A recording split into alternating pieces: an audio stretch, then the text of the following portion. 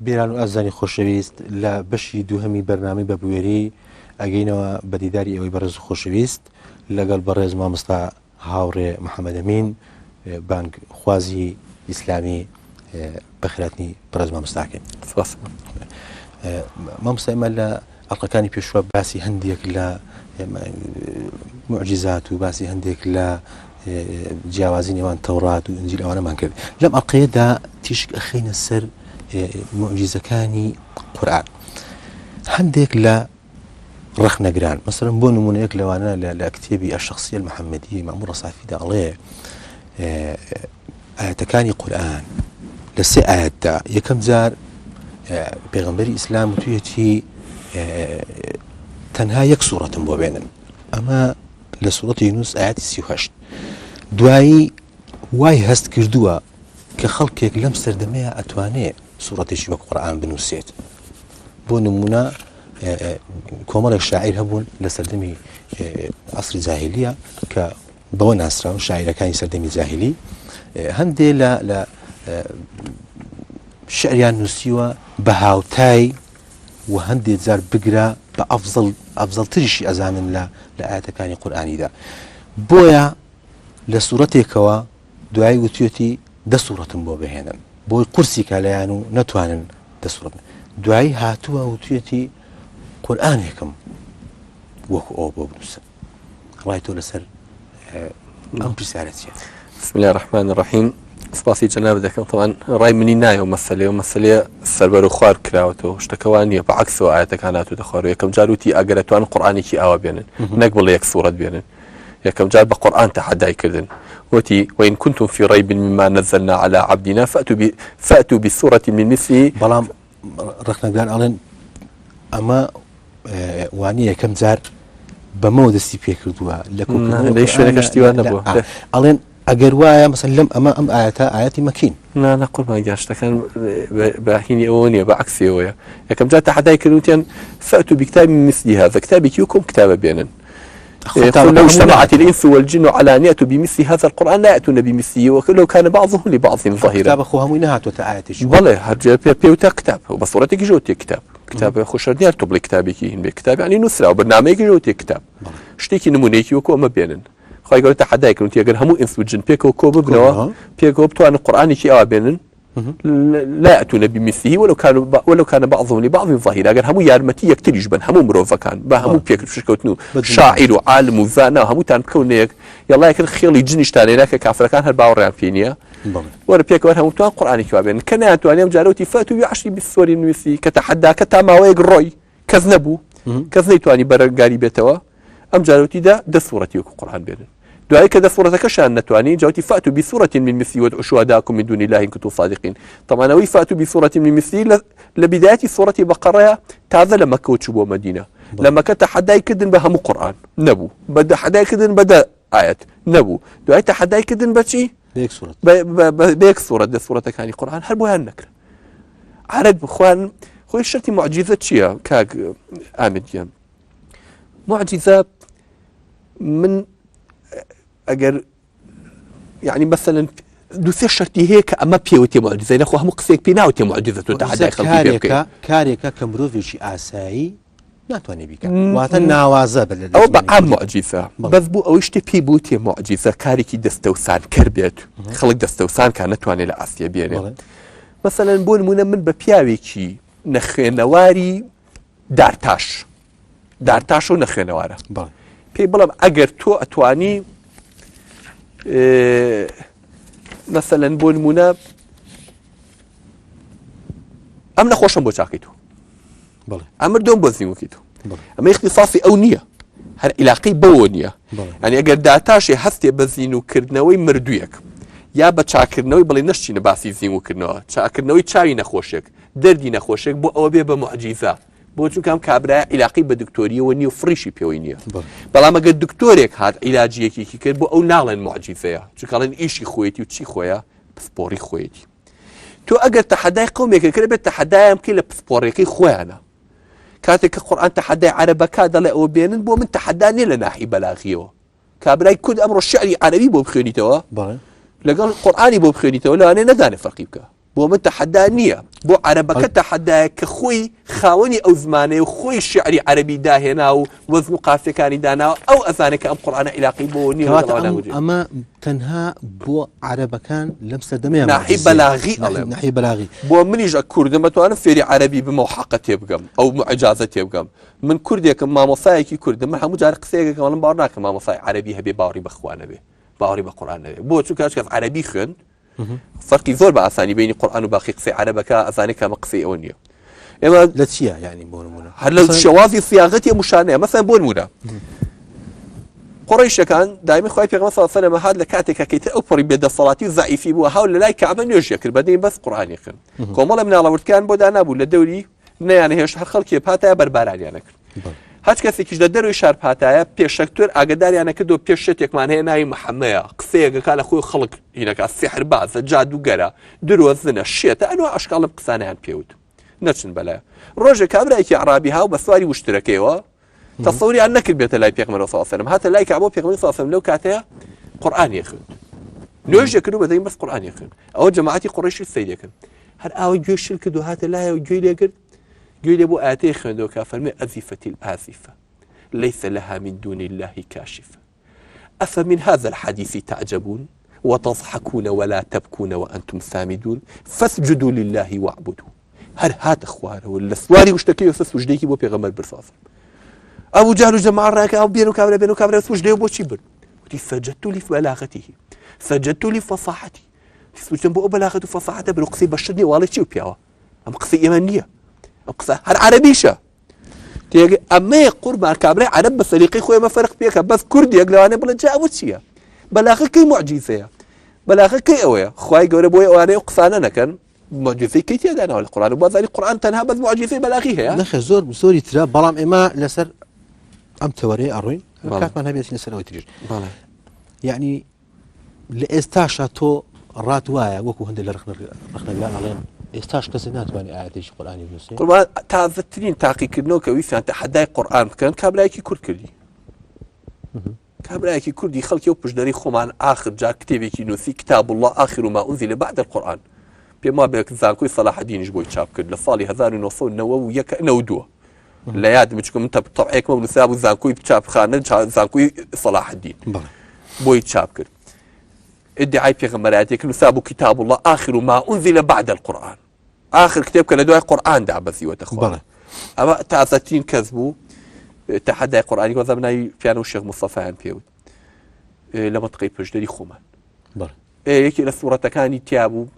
أيوه بسم الله الرحمن الرحيم نبش تخدش أنت نذير مثير مبين مدهش تصدر جيش بوش صدق الله العظيم أما سورتي هنا ولا سأي قرآني فيها لزمان مسيلمي كذاب أمي كري أبي صلت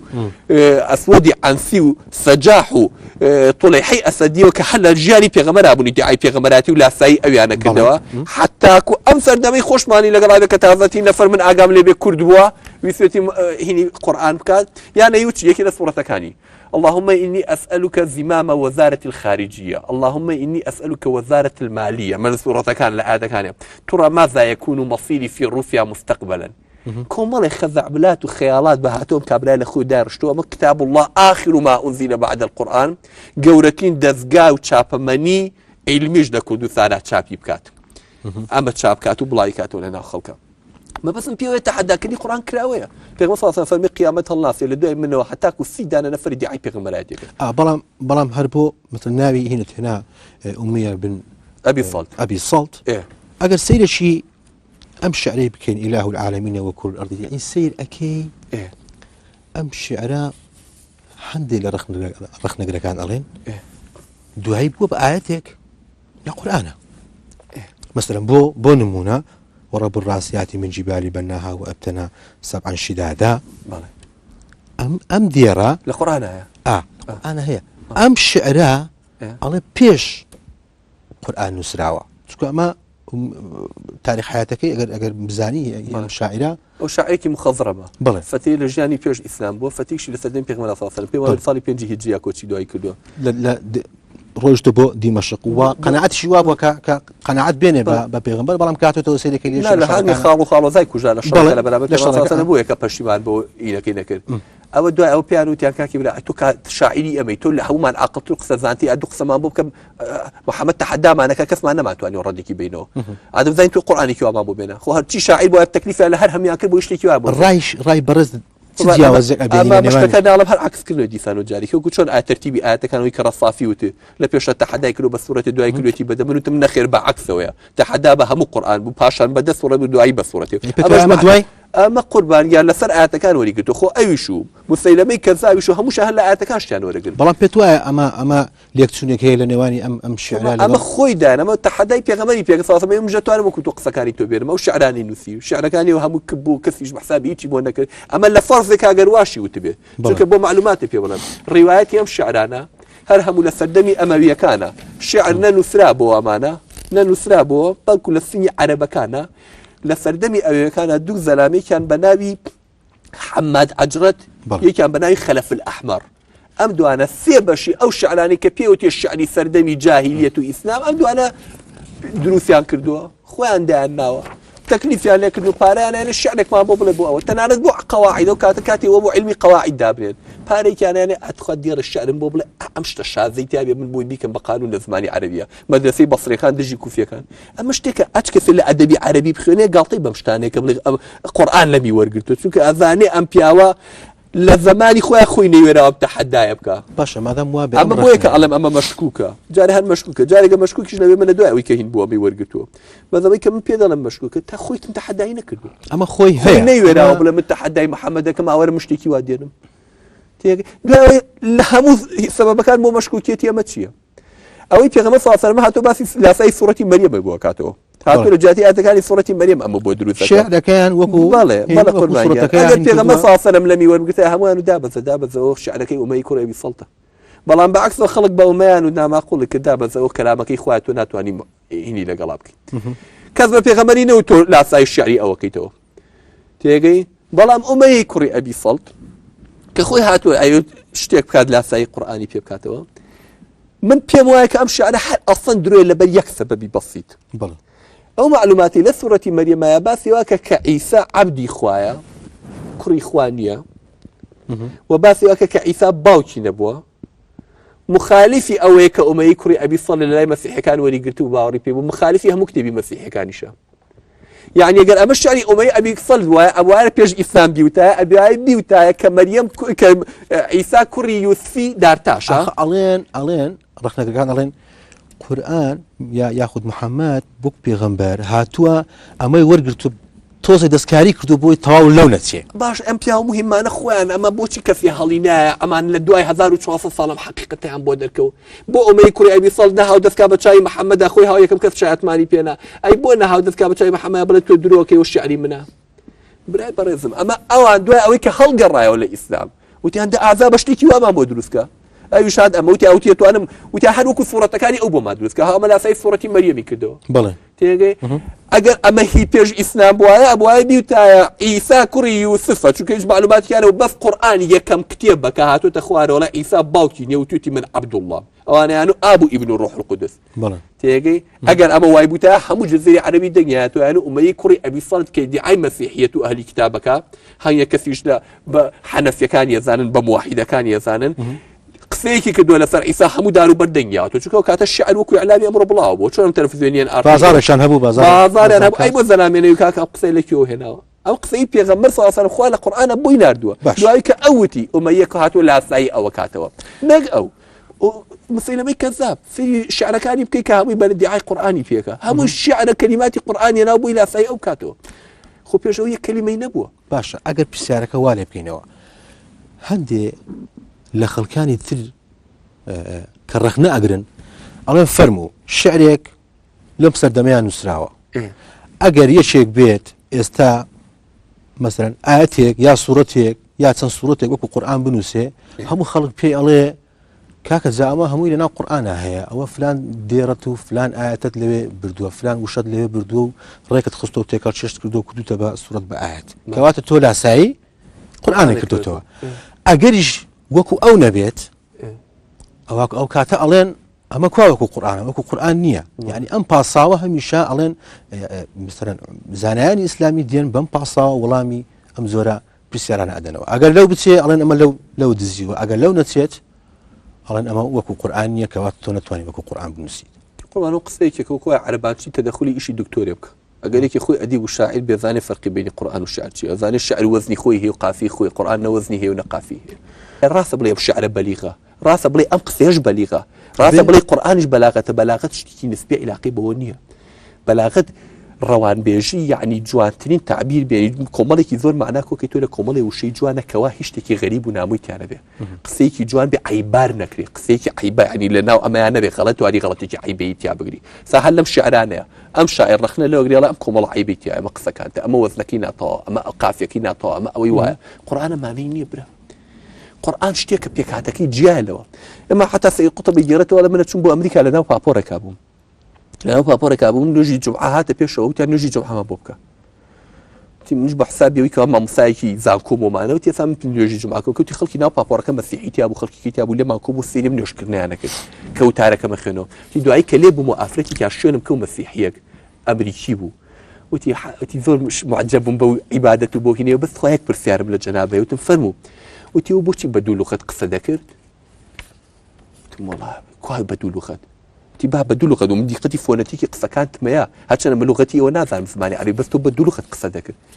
إيه وتم شلون وتكاتك هنيكم لق مقاطع كان بدو بايكو زيكم آيات القرآن كان جاكاته ولا شيء لقصة كاني كلا أما فونتيكي جالك الله عليك أما لغتي كي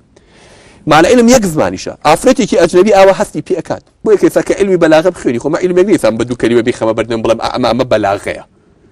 بلاغة علمك هم مقومات خوي هي الله تبارك وتعالى قرآن بوناردين خواروا معجزة بلاغة كتابة بعربي أو سردمو كنفام ونخينا واربو أو غير لو بلاغتك يجيشتو كمقصي بشرنية بلان بنسبة منوك وتوك كم جار زماني عربي مانية اما بلاغتنا عظيم من فرق بين الشعر عربي وقرآن نعتم كاك من علم كرد من عجم ما الفرق بيني وبينك اصلا اقل الشعر يكتك الله وكيل قال اياتك بيت ايش كقران لبرنا بي مسلمان ان شاء الله او يكتي زناك بلا كاكي بلا من شو مثلا كقران كلامي اخواتو بو معجزه القران بس انها ناحيه بلاغي كيتي نابرش كنت غير مولات بيان اذان خوشويز دوای نابرش كنت اغرين ولاتم بو بردوام بولا برنامج بيان اذان خوشويز اغرين ولاتم بو تاوكردني برنامج كمان ما مستاجر بينه سر وڵامی پرسیارەکە کە پێم بڕید بزۆوەسان کاگامێتیان ئەمە مەسەلەکە قورئان تەنها معجزەی بەلاغی تیانێ بڵێ بەس بۆ کۆمەڵە عەرەبە هاتووە کۆمەڵی معجزەی تیا بۆ هەموو قەومەکان هەتاکو ئاخر زەمان مەسەلەن معجزەی تیا تاریخیە باسی تاریخ بۆکات باسی هەنگی ڕووداو بۆ کە ئەسڵەن عەرەب شتی وای نەبیستووە لەناو کتێبە ئاسمانیەکانی کەشە نامچ مەسەری معجزەی تیایە باسی فەلەک بۆکات خو قورئان کتابێکی فەلەکی نییە بەڵام خوای گەورە کە خوڵقێنەری فەلەک و ئەم کەونەیە هەنگی ئاماژەی پێدا هەنگی معلوماتی ئەوە نییە بەشەر هەتا ئەم سەردەمەش سەری تیا جەنجاڵە کە سیرەکەی لە قورئانە باس کراوە یعنی محەممەد صلی الله عليه وسلم چوزانی الله والأرض بعد ذلك دحاها أخرج منها ماءها ومرعاها والجبال أرساها دحاها تا إثابرو للشاري بصرة دحا يعني دحية يعني هيلكا استابه هيلكا لن دحية للشاري بصرة لعراقي خو معنا الله والأرض ياخذ الفرمي يكور الليل على النهار ويكور النهار على الليل طوب كرة يكور تكوير طوبه بين لايك رجب ولايك سبي او خليك نور تشوف بك بس الرشكه ورشكه بس سبيرول شو رج او بس زياد ديالهم اما علمي كذا نبو كذا مي باس نكردوا ولا سلباسي يدرسبوني من دال ولا سلباسي الميكانيكا ولا سلباسي اويك القران شريعتك كدولتي حكمي في اكا دنيا حكمي في اكا يا ساكاني لهم دولتك كان حتى امره احوال شخصيه كاني اي صبروا لك كل قانون فرنسا بخنا مزانه شنديل قانون جاك استنباط كلا ولا قران الاسلام وسوديالي والاسلام دين كوابه الإسلام ديك عباري بديني تونا بالإفادة لشتي توكا توش إفادة لشتي خرابي أو كي باشا كاني ترجع أو إفادة لشتي باشي توكا أي إما كأمهم ولاة الإسلام يعني باش أي إما بو مثلا استفادة لنا كي الإسلام كان معنا وتا قبل ولاة الإسلام كان بناو إسلام بلا موتا قال تبى خو بدينك وبقرآنك هذه كي خواك بخوي داتاشت خوش ناو مسلمان ولا الإسلام حسابين نحكم بديني خواكرت نحكم ببرنامج خواكرت سكاتي بقرآنك رت حتى مدارسي رقص وهنر وموسيقى وأمانة بري بيدري لەناو ئەکرێ بەدەست و لەناو مەکتەبەکان خوێنێ قورئان لا ئەبرێ بۆ مامۆستاکان نییە کتابەچێ بۆ مەکتەبەکان ئەڵێ بێ مامۆستایەک دەرزی قورئان بڵێتەوە کە خۆی دیندار نەبێ تەدەیونی نەبێ با خەڵک فێری توندڕەوی نەکات بەڵێ مامۆستا کەواتە ئەمە لە دەوڵەتی ئیسلامی لە خەڵکی موسڵمان مەکە تۆ خۆت ئەدوێ قورئان لە ژیانی ئێمە لابەری ئەدوێ خەڵکە فێنە بێ قورئان بخوێنێتەوە هەتاکو بزانێت چی تایە ئینا قورئان ئەوەی کە تایەتیە بێ خەڵک فەخری پێوە بکات ئەو ئاەتانەی کە تایەتی چەندین زانای ئەوروپا ئەمڕۆ یەک کەلیمەی لێ خوێنێت و شایەتیەدا و موسڵمان نەبێت مامۆستا هەمیشە ڕخنەگران مەسەلەن تۆ باسی کۆمەڵێک ئیعجازی تری قورئانی ئەکەی لە مەسەلەی تاریخ و لە مەسەلەی دروستبوونی کۆرپەرە و فەلەک و ئەمە لەگەڵەوەی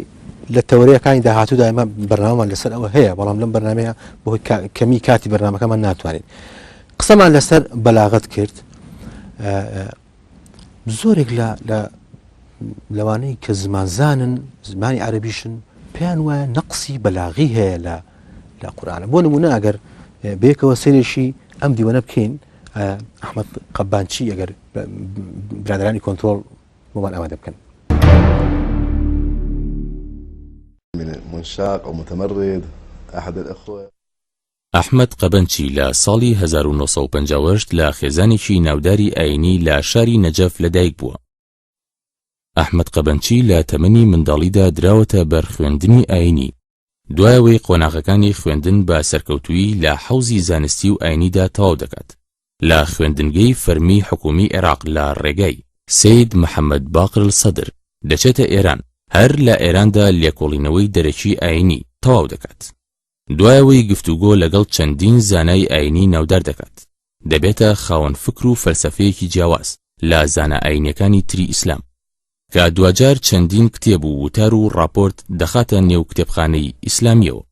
ئەحمەد قەبەنچی لە ڕابردوو لە ئێستاشدا بۆتە یەکێک لە دیارترین کەسە ڕۆشنفیکرەکان لە میدیای عەرەبیدا کە چەندین کۆڕ و کۆبوونەوە و دیداری لەگەڵ ئەنجام درراوە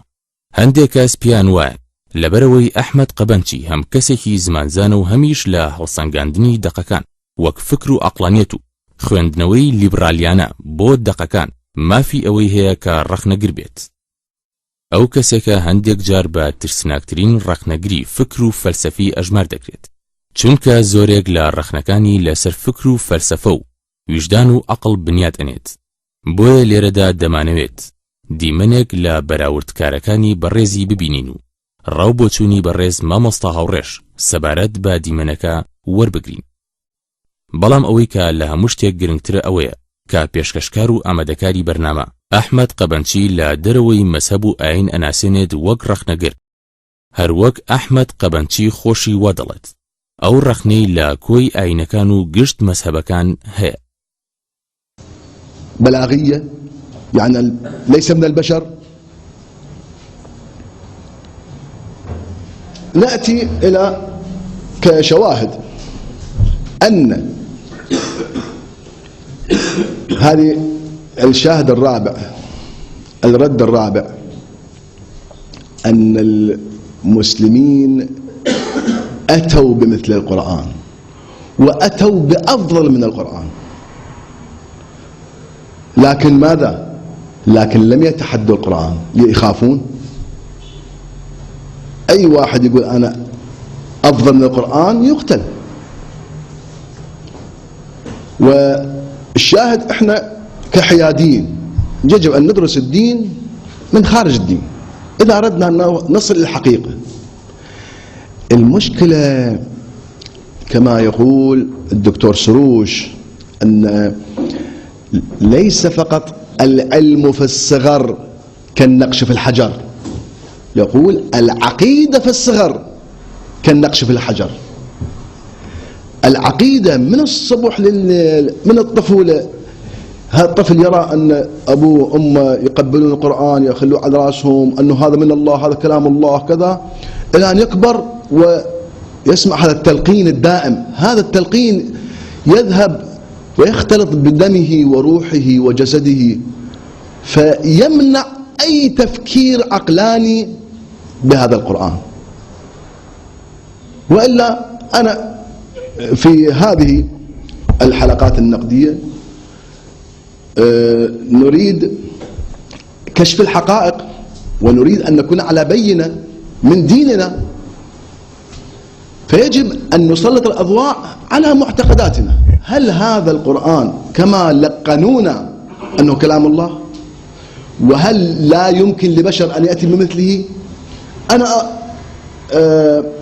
أنقل لكم مقاطع من نهج بلاغة ومقاطع من القرآن وأنتم احكموا. أنتم ناس متوسطين في البلاغة، واضح إذا لم يكن نهج بلاغة أبلغ من القرآن فهو على مستوى واحد، وحينئذ أي معجزة بلاغية. أؤكد أن علماء الإسلام وقعوا في خطأ فادح من نسبتهم الإعجاز القرآني إلى الإعجاز البلاغي، ومن ذلك انطلقوا إلى أنه كلام الله. سنثبت أن هذا ليس معجزة بلاغية، هذا أولا، وليس من الله ثانيا، إنما هو كما في نظرية العرفاء الوحي الوجودي، وحي وجودي ليس من محمد، ولكن لا يعني هذا أنه معجزة بلاغية. نقرأ بعض النصوص الآن، مثلا على التعيين: الحمد لله الذي لا يبلغ مدحته القائلون ولا يحصي نعماءه العادون ولا يؤدي حقه المجتهدون الذي لا يدركه بعد الهمم. شوف الكلمات العميقة والبلاغية بأوجز جمل وأوجز كلمات وأبلغها. ولا يناله غوص الفطن الذي ليس لصفته حد محدود ولا نعت موجود. وهكذا يستمر: أنشأ الخلق إنشاء وابتدأه ابتداء بلا روية أجالها ولا تجربة استفادها ولا حركة أحدثها. أحال الأشياء لأوقاتها. هذه كلها معاني فلسفية عميقة. أحال الأشياء لأوقاتها، مو يعني كل شيء إلى وقت، كل شيء إلى زمان يختص به، مو دائما يعني يستعجل يخلق فالشيء بغير وقته. ولا أم بين مختلفاتها وغرز غرائزها، عالما بها قبل ابتدائها محيطا بحدودها وانتهائها، عارفا بقرائنها. ثم أنشأ سبحانه فتق الأجواء وشق الأرجاء وسكائك الهواء فأجرى فيها ماء متلاطما تياره متراكما زخاره، حمله على متن الريح العاصف والزعزع القاصفة فأمرها برده وسلطها على شده، يعني الأمطار والرياح. وقرناها إلى حده: الهواء من تحتها فتيق والماء من فوقها دفيق. ثم أنشأ سبحانه ريحا أعقم مهبها. شوفوا، هذه أعمق فكرا وأبدع بلاغة. أأتي لا على تعيين الصور الصغار، لأن هذه الخطبة تشبه الصور الصغار.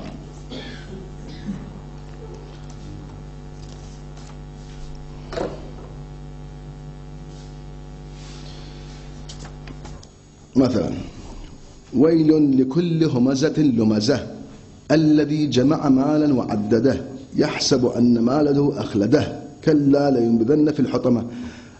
هذه أصلا أي فرق ويا هذه ما موجود بلاغيا. الآن نسلط الضوء على البلاغة في القرآن. ويل لكل همزة لمزة، هذا واضح. الهماز اللماز ويل له، يعني عذاب شديد إلى الهماز اللماز، هذا واضح. زين، يريد يشرح الهماز اللماز شنو؟ يابا شنو هو؟ شنو قصدك من الهماز اللماز؟ يقول الذي جمع مالا وعدده. هذا شو ربطه يا هذه؟ يعني هذا كل إنسان يجمع مال يعدده. جاتمت يعني إنسان يجمع مال ما يقدر حسابه ايش قد، غير يحسب كم ورقة عنده كم دفتر عنده. وهذا شنو ذنب هو هذا؟ كل إنسان بطبيعته بعقله لازم يجمع المال ويعدده. زين، هذا مو ذنب يعني، ومو تفسير للهمزة اللمزة. ما له ربط يعني، هذا أي ربط بلاغي ما موجود. زين، يحسب أن ما له أخلده. من الأغنياء يحسب أن ما له أخلده؟ هذا ما له واقع. أي واحد من الأغنياء مليارديرية هو يدري حيموت. فإذا هذا الكلام بظاهره أنه خلاف البلاغة. زين، كلا لينبذن في الحطمة. زين، هو ما مسوي في الذنب، جمع أموال ويعددها ويتصور أنه هذا المال يخلده. شنو هو ذنب هو هذا؟ ليش تذبه بالنار؟ كلا لينبذن في الحطمة وما أدراك ما الحطمة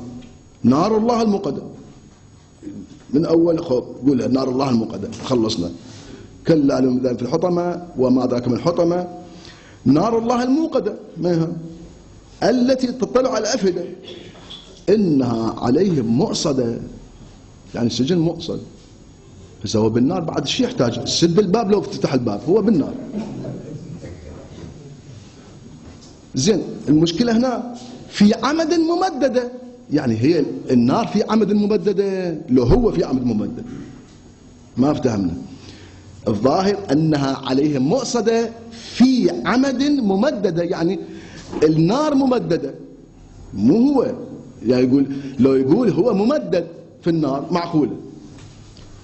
أما النار ممددة شنو معناته؟ هذا ضعف بلاغي. أوصل جمال لم زانا عينية قلت براوري كاريك أكال نيواني نهج البلاغي إمام علي وآتش قرآن الشا وزورش ما بروي كاتا كما ما هل أون دمان كاته سيريكين، يعني الله سياوازيك نابينين لنيواني قصوكاني إمام علي لقاو قرآن ده بيوايا كوا ضعفي بلاغيه لقرآن بيوايا كوا كموكريه وكا خوي هندش دي بمرن كردو راي برز لسال أم والله جعل الشر البلية ما يضحك خرابترين بلاوي كيف يا نتبيكنين أجر هجمة مصايك عربي جيلي وإذانين بيوار خوي عربي كي طاونين فاعل منصوبك مفعول به مرفوعك تون لشوي يعني قصكاني كليك عذاك مقطع معطب ودري أنا كقصكنا كاني هرهمي بناحي قواعدي خوي غلط بقواعد قسناكا غلط عراقي قساكا لك عراقي نبى فصيح قساكا والله منصوب ومرفوع وهين لك جاناك توا يعني ما هر ناظري أحكامي قواعد زماني عربي جاي وببلاغة بوباسكا بلاغة كيف زمانك علم كاني عربية إما علمي نحو مانع علمي صرف مانع أدب مانع نقد مانع هم مباركان دويا شتو سرتشي بلاغة كهرهم يشتو خدمة بلاغي عربي وزماني عربيو أم لا علم الثلاثية كانت شقي وبكتي جارة جاي لحكم لثر بلاغة باب أما جاري بعرضي جنابك بتوم لنا كرداشي بياي وكمي أمي تابي دعاي قرآنك كي كرد بك بوي هاتو تخوارو لا عربي شاشتكي وايتي على كذا أما نعلم نشي أي فقير قصي واكا نسلو نشتي وايتو الشيعة لو أنا لها يشتى مخالف من دقال بلا هو الشيعة عجنية قال طب قرآن كامل رجاء من الذريكي كردو تثري إمامي علي من يكشد الله مجاري أما تحدى القرآن بقصي إمامي علي كاجر إمامي علي وابوي أخوي هالبتي دعي أشوف بروح بيجي بيغمر يجاو كي قرآن قصة كان من لو يتوثر مهم ترى لا ما بس لا دقة كان يعني لوكو أموال أما وكو على ملكيون أكثر من الملك لجنابي باشا ترى قربان علي قصيكي خوي نكرد بيدي عايشتي واي نكرد بي أم بدامي علي وبلا قصي علي لي إخوة بقوة ليس علي زينو كي توا سلامي خوي لي بي خويا كم كثك بالعمالية لسر أمشتا جاء خوش في كنين بمقارنة كي هاو كلبيني صورتي ويل لكل همزة لمزة كأما هج يعني هج قواعدك عربي ومنطقي شيء تعرف هناك هج آخر أما مشكلة كتو أما ثاني بيت دفك ثالث أو مثلا كوبوليك بنو شون يعني من على هالموضوع عربي كبير سنة تعيش بك ما ممكن يكابر ملحد بقناعتي بقرآن نبي قرآن كي غلط خوينا أما ده قرآن نخير قال ويل لكل همزة لمزة الذي جمع مالا وعددا مال جمع مالا وعددا إلى قبل همزة لمزة توشيا بحسابي أم الذي جمع مالا وعددا تعريف همزة لمزاك خوين صورة الثريق زلام هاتو تخوارو أم زلامة بذ إيشي تانو تشردان بو لبيغمر صلى الله عليه وسلم أم بياو صفتكي هم ذبو لما ذبو باري كو كردو هارب خليكي بارج ماردن بو بذ خليكي دنيا بو أما جمع مالا وعددا يقم فثير يقم مصي عربي نال التعريف هم ذلو مذي أما صفتكي تريتي ئەڵێ ئەم زەلامە فیتنەچی ئاژاوەچی پارەخۆر بووە خۆ پارەخۆر تعریفی فیتنەچی ئاژاوەچی نیە ئەمەش سیفەتێکی کێ لەگەڵ ئەوانیش ئەگەر یەکێ تۆ زێ خوێنەواری هەبێ ئەمە لە کوردیشە ئەمازانێت چ جای لە عەرەبی تۆ بێنی ئەمە بیکەی بە قانون هاتووە گاڵتە فی عەمەدین ممەددە ئەکا کەوا خوای تەبارەک وتەعالە ئەڵێ هەر هەموو لە شوێنی داخراوە بۆکو بۆری داخراوە تیانە ئاسی ئەەکەم پڕ یەکەم لە ئاگر لە جەهەنەمە خۆی و پارەکەی ئالەوێ تێک و پێگەشتێنن گاڵتاکە ئەڵێم ئەمەدە ممەدەدەی بۆ یەکەم جا بڵێ ئەیسوتێنم ئەمەکو قسەی کابرایەک وایەکو عەرزم کردی لەگەڵ ڕێز ماڵم بۆ هەموو عەرەبانچێک بەڵام عەرەبانچێک بێتە دەخول لە ئیشوکاری دکتۆرێک بکات بڵێ ئەوە وا نابێ ئاوا ئەبێت خۆزگە ئەمە دوشتی عاقلانەی بێنایە کە پیاو بیتە دوشتی قانونی لەف بیتە ئەمە لە زمانی عەرەبیە قانونەکەی ئاوایە ئەم بەغەڵەت هێناوێتی بیوتە ئەمە بەپێی نەحو ئەمە یاساکەیەتی عەرەب ئاوای نەوت و ئەم ئاوای هێناوە ئەو کاتە مانوو کاکە ئەمە بوو چەند نەزەرێکی تایە و شتێکی تایە هەر بەو شێوە بەڵام تۆ بێیت مقارنە بکەی لەگەڵ کۆمەڵێ مەقاتی قسەی ئیمام عەلی کە هەمووی بەغەڵەت بخوێنیتەوە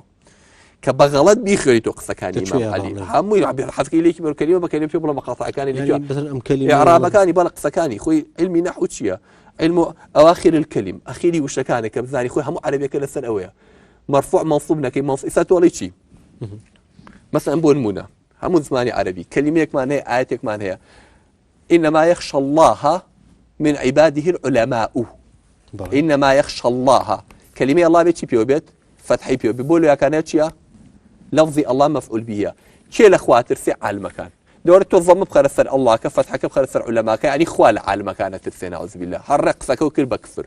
كابلا نتو أن الفرق بيني مرفوع ومنصوب كان زماني عربية هاتو باسي بلاغي قرآن بوكاو على بلاغي إمام علي لو انترا أما مشكلة دو الشيعة الميزري كله تسري بناوي الشيعة الشيعة فقير قد سواء نكردو لو أنا هي بناو كردي إما بناوي الشيعة وقصناك أما أقدري أو بين أو وكو تيجري شيعيني دي قصدك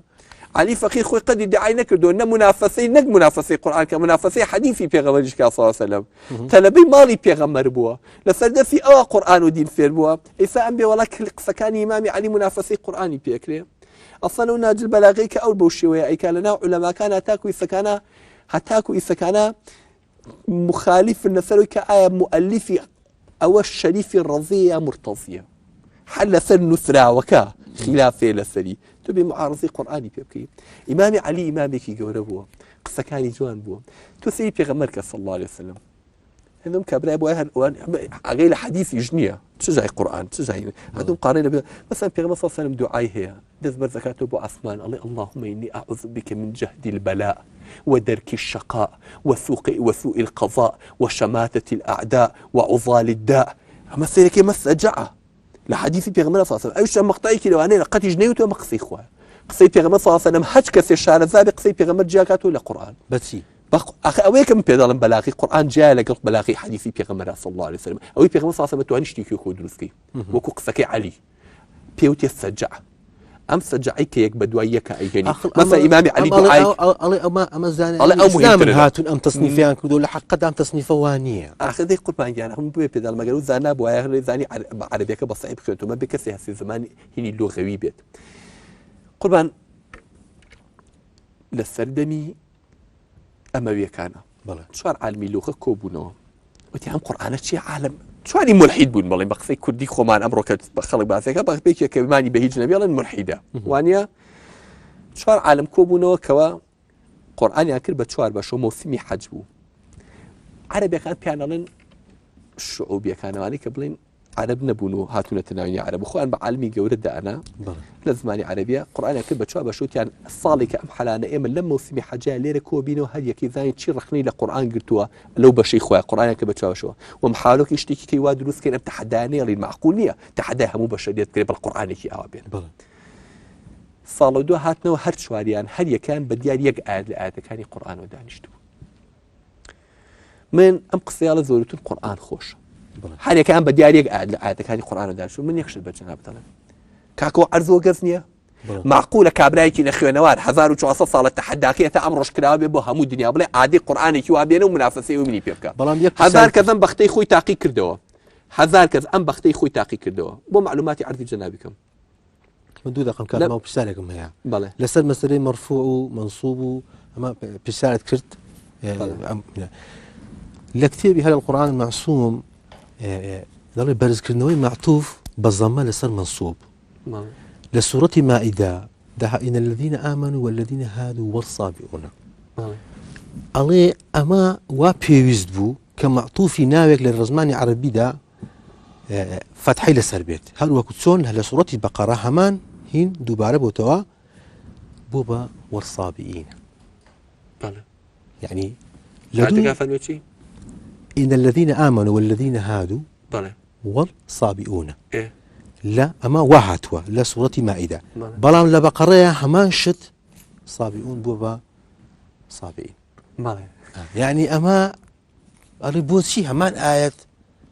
لدوشنا هي وانا نسراوة الله أما هلا شي قواعد لا قاعدة وين عليك عن عطف بثر اسم إنك يكشان عطف بثر الصلة موصولك يا كانت برنامج كمان طواب بداي من خدمتها أنا لا برنامج كان إذا هاتوا زيادة دسر أم بابتنا أدوين بضمن هي وما بسش ما لخصنا روي أم زورة بالسيارة تنها رون كل نمية بو خلق ببويري أم بالسيارة أراستي ما مستعاني يعني كردي بكين بزماني كردي أمانة بو بيدران وعزاني خوشيز رون بكينوها زور بخيراتن دكين بيدران وعزاني خوشيز لذا هاتي نكوتاي بشي دومي القي برنامج بابويري لقال بريز ما مستها محمد أمين باخوازي إسلامي سوس باس كاتي الشادوي